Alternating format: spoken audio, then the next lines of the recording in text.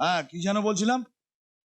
আমি হ্যাঁ খেয়ে খেয়ে দিনকে দিন ষাঁড়ের মতো মোটা হচ্ছ। মাথায় বুদ্ধি শুদ্ধি বলে তো কিছু হলো না। আস্তে আস্তে শুরু করে দিয়েছো? আরে আসতে না আসতে কোথায়, 5 মিনিট হলো এসে গেছি। তাই? হ্যাঁ সত্যি তুমি আর বদলাবে না? আমার কথা বাদ দাও। কি হলো? আপু শিবুটা ফিরে এলো কিভাবে?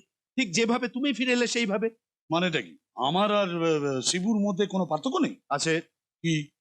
তোমার ওজন বেশি আর ওর কম। ওজন? ওই ওজন নয়, তবে এই ওজন।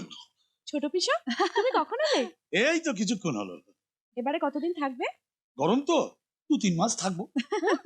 সরি মিনা, তোমার এনগেজমেন্টে আমি আসতে পারিনি। আচ্ছা শুনলাম তোমার বর দেখতে শুনতে মোটে ভালো হয় না, মানে আমি বলিনি, লোকে মেশো? বলছে। ও মেশো, এই যে এ হলো আমার শিবু দাদা। হ্যাঁ বাহ, বেশ লম্বা তো। হাসছো কেন?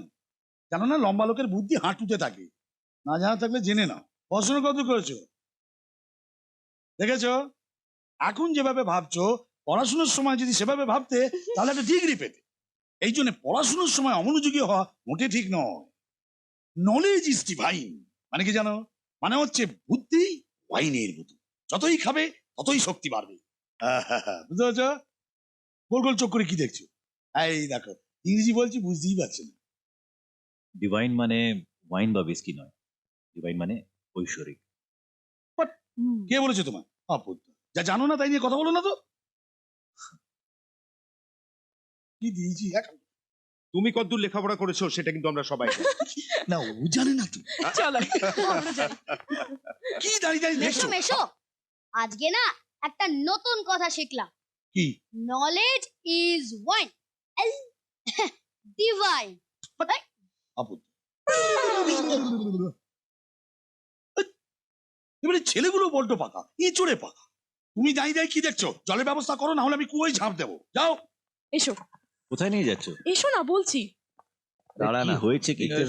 ওই ওই দেখ, 3টে ছেলেকে দেখছো? ওরা না আমাকে খুব বিরক্ত করে। ও, তা প্রবলেম কি আছে? ওদের চোখ মেরে তো ভয় পালিয়ে যাবে। মেরেছিলাম, তারপর থেকে তো প্রবলেম শুরু হলো। ও, ওদের মধ্যে কি তোমার কাউকে পছন্দ হয়েছে? ইস, না না, ছি। তাহলে চোখ মারলে কেন? ওদের মধ্যে কেউ আমাকে পছন্দ করে কিনা সেটা জানার জন্য। ওই যে ক্যাবলাটা বিয়ে করার জন্য একেবারে উঠে পড়ে লেগেছে। বাহ, গুড। সরি, আর এমন হবে না। এখন আমায় কি করতে হবে? সেদিন কাটা কেষ্টকে যেভাবে মেরেছো, হুম। ওদেরও সেভাবে মারো। আচ্ছা, আমি তো ওদের কাউকে চিনি না, শুধু শুধু মারবো কেন? ঠিক আছে। ওই যে যে ছেলেটা বিড়ি টানছে ওর নাম সোমনাথ। আর ওই যে ক্যাবলার মতো যে ছেলেটা হাসছে ওর নাম তুহিন। আর ওই যে কালো গেঞ্জি পরা ছেলেটা ওর নাম সঞ্জয়। আরে তুমি এভাবে আমার দিকে তাকিয়ে আছো কেন? এবার তো চিনলে, যাও মারো। আমি শুধু শুধু ওদের মারবো কেন? আচ্ছা ঠিক আছে, ওই 3টাকে মারার জন্য আমি তোমাকে 30 টাকা দেবো। 50 টাকা পেলে তো মারবে, এর থেকে বেশি আমি দিতে পারবো না। যাও মারো।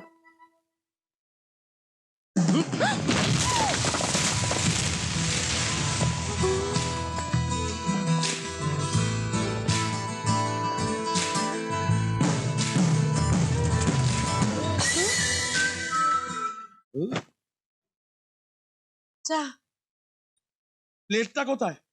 মানে কি আপদ, দুবার চা চেয়েছি বলে প্লেট বাদ দিয়ে শুধু কাপে দিয়েছো, এরপর কি হাতে ঢেলে দেবে? চুমুক দিয়ে খাবো? কোথায় যাচ্ছ? প্লেট আনতে। আর আমি এটা কি করবো? হাতে ধরে স্ট্যাচু হয়ে দাঁড়িয়ে থাকবো? না না, তা কেন? আচ্ছা, চলে যাচ্ছ কেন? আমি না তোকে আমি কি আপদ, তুমি বিবেক হলদি গায়ে মেখে যা। কি হলো? আরে কি সব সস্তা পেস্ট দিয়ে দাঁত মাজছো? তোমার হাতে জিনিসটা দাও না দেখি। হ্যাঁ হ্যাঁ। এই না।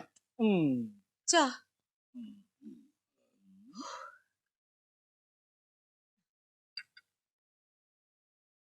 এভাবে দেখছো কেন?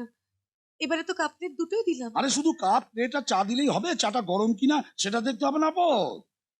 দাও গরম করে আনছি। একটু বুদ্ধি খাটিয়ে কাজ করো।